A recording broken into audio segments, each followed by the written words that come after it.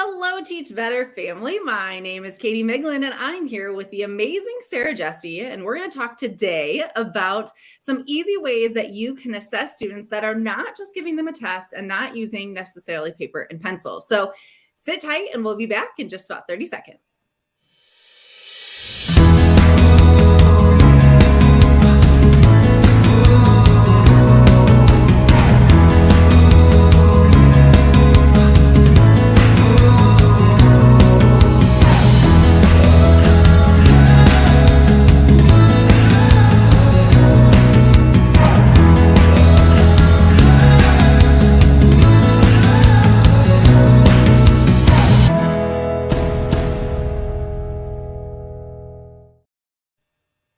All right. Hello, everyone. Like I said, my name is Katie Miglin, and I'm with the Teach Better team. And I have another Teach Better team member, Sara Jessee.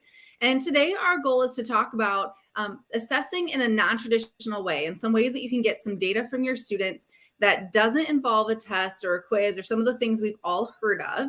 And this is all meant to help our remote edX grant clients that we work with, but really also to kind of spread the information to anyone because we feel like this information is valuable. So we come on about once a month to share some tips and tricks on things that you can take back to your classrooms immediately. So Sara, welcome. Thanks for joining us today. Thank you for having me. So Sara, I know who you are. Sara and I work together at a middle school together, but you're also associated with the team. So can you tell us not only what do you do for the Teach Better team, but also what do you do in your classroom? Kind of tell us a little bit about yourself. Absolutely. So my name's Sara Jessee. I work like Katie said. I work for the Teach Better team. I do graphic design, so I get to make the blog images that go with the blogs that get put out, which is really fun and creative work, which I love to do. And full time, I teach 7th grade Lit and Comp and language arts to 7th grade students who just love to learn every day at Evans Junior High in Central Illinois. And I'm in my classroom right now because it's the middle of our school day. So that's where I am usually, and that's where I am now. That's awesome. And for those of you who don't totally know, your backdrop is actually because you just got done doing like a room transformation. So do you want to just tell us a little bit about that? Oh, sure. It was fabulous. So this was my language arts class. So we've been writing poems for a few weeks. The kids have been doing all kinds of interesting poetry activities, and they chose a meaningful topic, and they all wrote poems. So we created a poetry cafe. We called it the LA Cafe. And there were tablecloths, and we got like disposable cups for the kids to drink fake coffee out of. And they came up to the front with the backdrops and read their poems.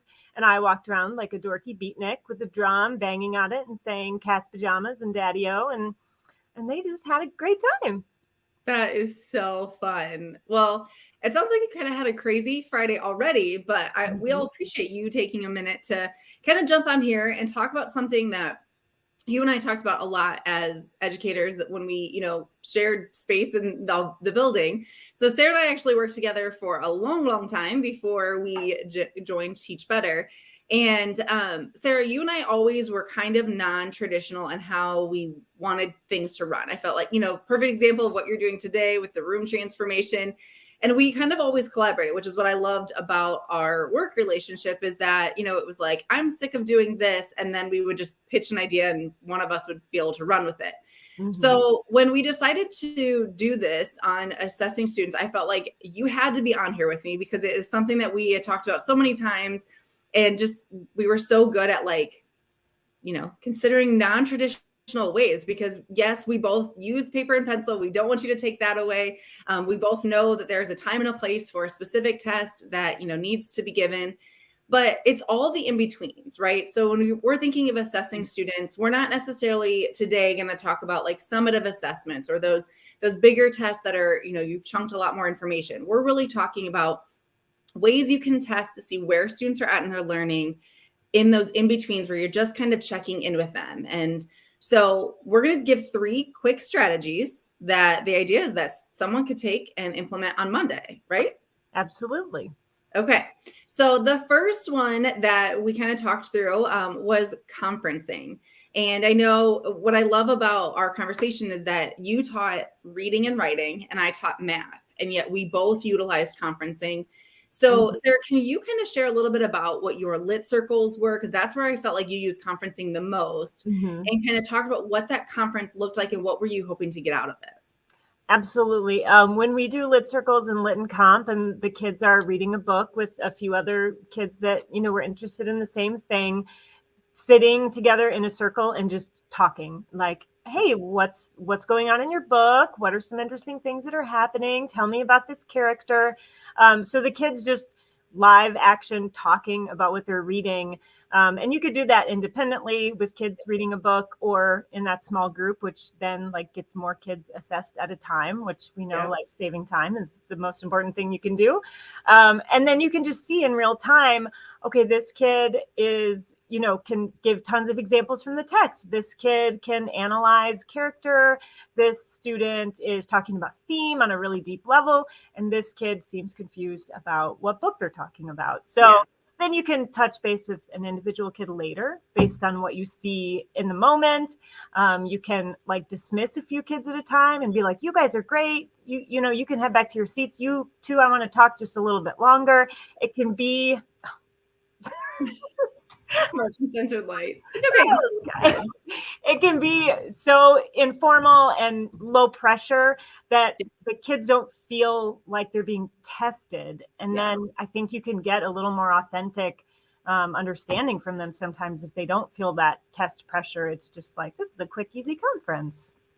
Well, I think, it's interesting because you say the exact same reasons I liked conferencing with like through the math lens. There was no pressure, no high stakes. Kids felt like they were really just talking about what they knew, which is so valuable because sometimes, and we know this about students, they get that pressure, they get the anxiety when there's like a test. But here we're gathering information that we know we need to use for future steps. And, how much do Mhm. they know or don't know? But it's not like they just feel like they're talking to their teacher about it. And the more often Mhm. you do it, the less pressure it feels. They're not like talking to a big scary adult. They're just talking to their teacher about what they know and what they've gathered in Mhm. your case from books, which is great. You mentioned saving time, which is a game changer. I know you and I both like hate taking home big stacks of paper because we know it's Mhm. going to sit in that bag for a while. So for conferencing, you can literally talk to 4 or 5 kids or hear their conversations naturally and get Mhm. all the information you need, but also be able to kind of provide feedback to them in the moment, which Mhm. is really big. I know for math, it was very similar. I would either pose a question or like some sort of problem. And I had them literally just walk me through it, like talk out loud what your steps were. I know we do very similar things with like encouraging other voices to be heard. So not having one kid Mhm. dictate the whole conversation, which is Mhm. a great, strategy to use, especially if you have a kid that's really excited about the topic, Mhm. making sure that you give other kids the time and space to be able to express their ideas. But Mhm. yeah, just being able to like give them that, verbal feedback. And sometimes it's easier. I don't know about you, but I find it's easier to talk out what I'm thinking versus writing it all out. Writing a few things on a piece of paper is sometimes very Right. constricting. But if Mhm. you could like say like, "Hey, I noticed this," or "Good job with this," like it's so much easier. I mean, what do you Mhm. think? Right, you're seeing their thinking instead of just seeing their final conclusion. So if I ask the same question and they have a piece of paper, then it's not always as easy as right or wrong, but all I get is their final product. I don't get to see like them working through it out loud. So if they're talking and they're like, "Well, I think the character is, actually being really unfair." And then they're like, well, wait a second, on this page they said this. And then like I can see their thinking actually happening. And if they were doing just writing an answer on paper, that thinking would either be stalled because they're just writing it down, or Yep. I wouldn't see the process. And that is where I get to see if they're learning, like what their learning looks like and if their learning is happening. So that Yeah. out loud talking is so valuable. I totally agree. And I think it helps too, because then when I go to grade one of those bigger, heavier tests at the end of a unit or chapter or Mhm. whatever, then I feel like I have the full picture of where their thinking was versus Mhm. just getting that like final document, like you said. you get to kind of hear their thoughts as they unfolded. And so then you can see where the end product came from. Right. And if they were showing mastery during every step of conferencing, then that end product, I've really already assessed them and I know that they've shown mastery. So I can just glance at it. Yep. Continued mastery and done. So it saves time in the end too. 100% agree. Yes. Okay. So conferencing, this is the first one. I feel like we both use that pretty frequently. Easy way. It doesn't require a lot of prep. Just kind of going into the conversation, knowing you're looking for a few things you've got in the back of your mind is helpful. Okay. Second thing that you're so much better at than I am, but you coached me many times, is the creating something. So I know for math, I struggled sometimes on how to like have some sort of creation that involved numbers, but this could be literally anything. And I think sometimes people think it has to be this big project. So it's like, we've got to chunk a bunch of time, but we didn't always have a big project. Sometimes it was like, can you draw a picture, or can you create lyrics to a song, or, some of those like where kids can use their creative side. So when have you found this to be successful, or like when have you used this that you were like, this was a good choice? Well, looking around my room, I see like little snippets of, oh, this kid created this and I thought it was so cool. So I hung it up. One of my favorite, like teeny tiny ideas that turned out to be so effective for me was to have my students make a license plate, a personalized license plate. And this was a bell work that I think I thought of on my drive to school. And I explained what a personalized license plate looked like. I made up an example for a book we had read aloud. I was like, okay, you have to create one for a character from your book that shows something that they would like want to represent about themselves in a personalized license plate. And some of them just took it so far and ran with it. Like there's ones in my room hanging up that also have like the design of the Illinois license plate in the background, but they came up with like symbols, letters, and numbers that represented some interesting character trait. And walking around and watching them work on that, I was like, oh, what does this idea mean? And then they would explain it to me. And I was like, oh, can you think like a little deeper? Or, oh, that really shows the character. So it was just this super quick, like creative kind of fun thing that the kids could also take really far, like artistically. But if you weren't artistic, you could just write some letters on a rectangle and still do the same activity. So that was a really fun, kind of simple, creative thing. And like you said, it didn't require, like you didn't have a lot of materials, you just had to have basic rectangles. They could take it as far or as basic as they wanted. There was lots of flexibility with the creative side. I love that. And I'm like sitting here thinking like, that's only like what 7 characters can fit on a license plate. So they had to get really creative, which I love that. And there were so many exciting ones. I just seeing kids come up with ways to do something that I was like, I've never done this. I don't know. What are we going to come up with? And just take off with it. It was really exciting. Well, I know you're really good in those, like in the moments kind of coming up with something. So I loved being able to come over to your room and say like, here's like the 5th of the idea that I have. Can you help me get it to like where I can roll it out? But one thing I felt like I definitely did over time was throw in like things that I thought were too young for them. We taught middle school, but I always had a thing of Play-Doh in my room. And, we use Play-Doh all the time, but kids love to create. And so there were times where I would have them, we talked about the writing process. I know, that was something I did all the time where it was like, okay, we're at 5 minutes to add something, 5 minutes to take away. And then we talked about like, well, what did we do today? We went through basically the writing process using Play-Doh. There were times where we were in algebra and I had them model their equations using different types of Play-Doh and how do we represent what the unknown is. And I think that the big thing is getting them to kind of take the idea you're teaching in class, whether it's science, whether it's reading, writing, whatever, and have them create something. I think you get to tap into a part of their brain that maybe you're not seeing. And I'm not an artist. Like you're definitely the artist in our friendship, like, so sometimes I would struggle as the teacher to come up with something creative, but you kind of taught me that like giving them less is actually giving them more and giving them like little instructions. Like you said, it was just the license plate. You gave them instructions and, kind of let them run with it. And I think that's so valuable to let them do what they want with it, because then you get to see more information than you would if you would have asked a direct question. So yes. And Love the that. confidence that some kids have in a different area, like maybe you don't feel confident in reading, but you feel confident in art, and I give you Play-Doh to represent your reading. Well, suddenly you're going at it feeling like you're ahead of the game instead of Yes. like, well, I don't know what to do, but you're like, oh, I'm going to make something that looks so much better than everyone else, and then you actually like end up being really successful in every area. Yes. And it doesn't have to be something big. There goes your lights again. That is motion sensor lights, everyone. Good for the environment, bad for live recording. Right, exactly. But no, I think the big thing is like it doesn't have to be just like conferencing. It doesn't have to be a lot of prep. You don't have to have the Play-Doh. Maybe you look at Black Friday and you can get a good deal, or like finding some of those things that you already have access to and just seeing how you can let them kind of figure out what they're going to do with it, but making sure that you're still gathering the data you needed. You were looking for character analysis and kind of that development. I was looking at, do they understand how equations work, or do they understand the writing process? There's lots of things that you can look for, but letting them be able to create is where you'll actually get your answer. So I love that. Okay, the last one is something I feel like we got really good at during COVID days, which, there's a lot of things we don't ever want to do again, but this was something you and I kept kind of using, which was having the students record videos. And we're not talking long, we're not talking like a 20-minute movie, really quick videos. You loved Flipgrid. So can you tell us a little bit of how even if you don't use Flipgrid, how someone could use like a short little video a student creates or puts out? What did you use it for?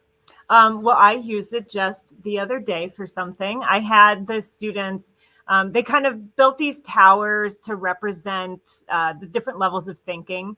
And I was like trying to get around to all the groups in my first hour. I'm like, I got to check in. I got to do a conference. And I realized this is not working. I have like, these groups are waiting. They've got all this information they're kind of showing. And then second hour, I was like, what? I don't have to talk to them in person for them to conference with me.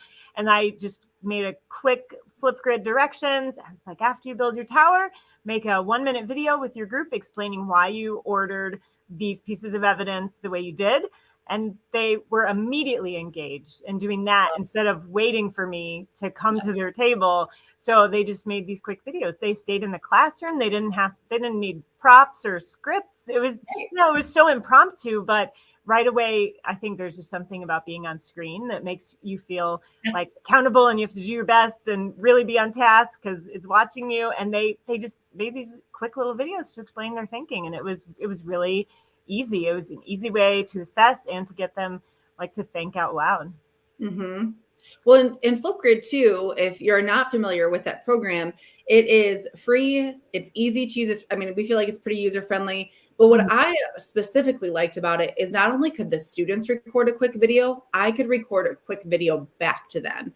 And so sometimes when I needed to like fully explain what they needed to either like do, like redo, or things I thought were really impressive, I had a whole video I could like record and send it back versus trying to write it all out on a piece of paper. So I think there's a lot of benefit that I know you and I both used it for students to give feedback to each other. They can make it more of a public video. So there's lots of ways you can do that. But I think it also kind of goes back to the conference. Like you said, your original thought was, I'm going to check in with every group and hear their thinking. But then you realize that wasn't essential for what you needed. You just needed their thinking within the tower. So if there's an opportunity where you don't need the back and forth, you just want to like consume what they have, kind of in their brain, you can easily have them record a quick video, upload it on Google Classroom or whatever kind of platform you have. And then that's an easy way too for students to get their thinking out loud verbally. And they do, there is something about the videos. They love making them. Like it's kind of fun. So, but I would say anything that can be like quick feedback and quick for them to create is kind of the big takeaway. So to kind of recap today, we've talked about conferencing and how you can utilize that for any subject area, but really going through the mindset of it's a conversation, but you're looking for specific things. Then creation. So having them create something using that, the other side of the brain, that art piece to let them kind of show in a more visually friendly way. And then last one would be videos. So creating a video, giving some of their thinking, and or maybe they want to like create something and show it in the video. Kind of there's lots of flexibility. But the biggest thing, if you take nothing else away, remind yourself it doesn't have to be intense. It doesn't have to require a lot of prep, money, resources, all the things that sometimes we lack. These are simple things that if you just want to free yourself up from grading another piece of paper, consider doing one of these things. And so then you can be freed up to give them authentic feedback and get to see the students' creative side. So, Sarah, anything else for our viewers to take away when it comes to easy assessing? One thing I realized about every example we talked about, not a single one of them would I put in my bag to carry home, which is really exciting stuff for assessments. Yep, exactly. So yeah, save your bag for when you have to take home like a test or something in grade. Keep the day-to-day kind of feedback assessment moments for some of the things we gave you. So Sarah, thank you so much for giving up some of your day. I'm sure you're headed back to like craziness, but we do appreciate you taking some time in your classroom to share some of your insight. And until next time, thanks everybody. Thanks.